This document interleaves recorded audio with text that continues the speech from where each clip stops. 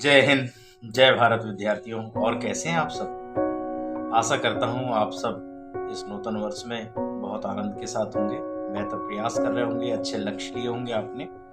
आपसे मैं कहना चाहता हूँ, हर विद्यार्थी चाहता है कि मुझे सफलता मिले और हर विद्यार्थी सफल भी होना चाहिए। पर विद्यार्थी सफल क्यों नहीं होता, उसके पीछे विद्यार्थियों कारण है। कारण ये है कि आप जो पढ़ाई कर रहे हैं वो पूर्ण एकाग्रता से नहीं करते, पूर्ण ईमानदारी से नहीं करते। आपको पूर्ण एकाग्रता के साथ अपने लक्ष्य को लेकर आपको पढ़ाई करना बहुत जरूरी है। दूसरी बात, नियमित रूप से आपको पढ़ाई करना बहुत आवश्यक है। आप एक टाइम निर्धारित कर दीजिए, अपना एक स्थान निर्धारित कर दीजिए कि किसी एक निश्चित निर्धारित स्थान पर ही आप बैठकर पढ़ाई करें, नियमित रूप से अपने घर में। और एकाग्रता के लिए ध्यान जरूरी है, क्योंकि अगर पढ़ाई में सफल होना है तो आपके लिए सबसे ज्यादा जरूरी क्या है कि आपकी एकाग्रता।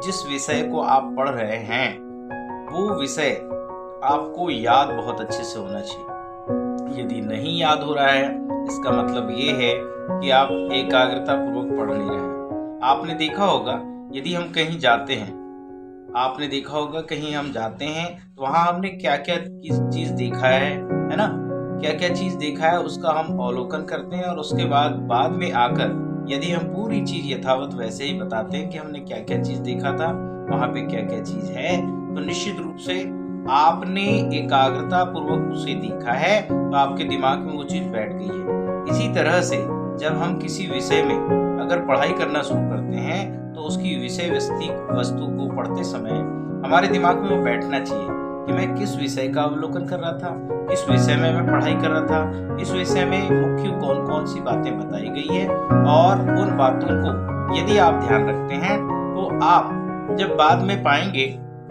कि मैंने जो प्रश्न पढ़ा है और उस प्रश्न में किस किस विषय पर चर्चा की गई है, उसकी चर्चा यदि आप पढ़ने के बाद लिखित रूप से एक बार बिना देखे लिखित रूप से ये स्पष्ट कर लीजिए कि मैंने उस प्रश्न में उत्तर में क्या क्या पढ़ा था और क्या क्या दिया गया था।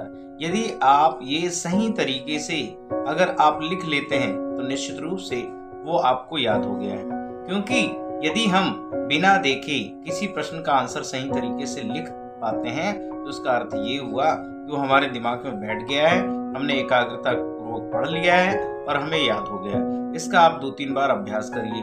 जो प्रश्न आप याद करते हैं उसको एक समय के बाद फिर से आप देखिए, फिर से आप उसको देखने के बाद फिर बिना देखे उसको लिखिए, उसको बोलिए, बताइए। जब ये अभ्यास आप नियमित रूप से करने लगेंगे तो मैं आपको बता रहा हूँ कि वो प्रश्न आप बहुत लंबे समय तक याद करेंगे, याद रहेगा। क्यों? क्योंकि वो आपके दिमाग में बैठ जाएगा। हम डेटा को किस तरह से इनपुट कर रहे हैं अपने मस्तिष्क में, ये ज्यादा इंपॉर्टेंट है। सही तरीके से अगर डेटा इनपुट हो गया, जिस प्रकार से आपने देखा होगा ना कि विद्युत सप्लाई में अगर सही तरीके से करंट मिल रहा है तो वहां का लाइट जलेगा, है ना, वो मशीन या यंत्र चालू हो जाएगा। ठीक उसी प्रकार से अगर आपने डेटा सही तरीके से अपने माइंड में इनपुट किया है तो निश्चित रूप से वो आपको बहुत लंबे समय तक याद रहेगा। मतलब इम्पोर्टेंट क्या है, प्रोसेसिंग, याद करने का तरीका, पढ़ने का तरीका बहुत सही तरीके से होना चाहिए। पूर्ण एकाग्रता के साथ पढ़िए आप। और दूसरा, आधा 1 घंटे के बाद थोड़ा अंतराल ले लीजिए।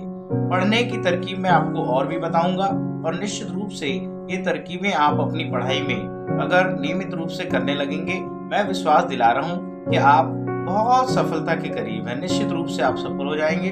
ठाकरे सर की शुभकामनाएं आपके साथ है।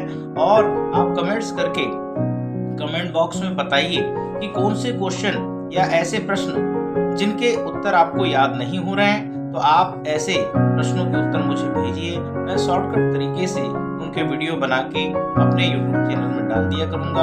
आपको उससे भी काफी मदद हो जाएगी और आप आसानी पूर्वक अपने प्रश्नों का उत्तर याद कर सकते हैं। जैसे पिछली बार मैंने खरीफ की फसलों के विषय में एक वीडियो बना दिया था, उसके बाद अम्लीय मृदा और क्षारीय मृदा के विषय में दिया था, विद्यार्थियों को उसका काफ़ी बेनिफिट मिला, शॉर्टकट की आपको दे दिया, लेन वेन मेन के विषय में बता दिया। तो इस तरीके से मैं चाह रहा हूँ सारे वीडियो में आपको क्वेश्चन के आंसर मिले, पढ़ाई के तरीके मिले और सरल सुलभ आपकी पढ़ाई हो जाए। ठाकरे सर का प्रयास यही है कि आपको उसका ज़्यादा से ज़्यादा लाभ मिले। धन्यवाद। जय हिंद, जय भारत।